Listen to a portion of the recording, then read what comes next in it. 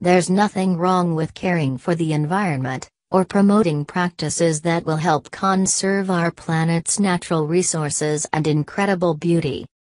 But you may not want to use Earth Day as your excuse for saving the world.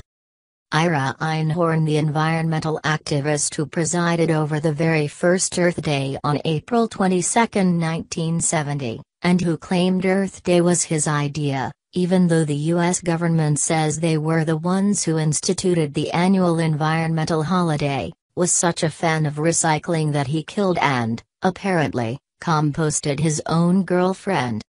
The composting wasn't intentional, but it is what eventually led police to discover the body of Helen Holly Maddox in September of 1977.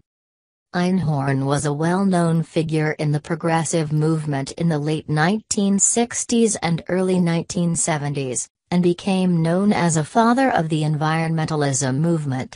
On that first Earth Day, according to an article published in NBC News, he presided over a huge rally to save the planet, essentially headlining the very first national day dedicated to conservation.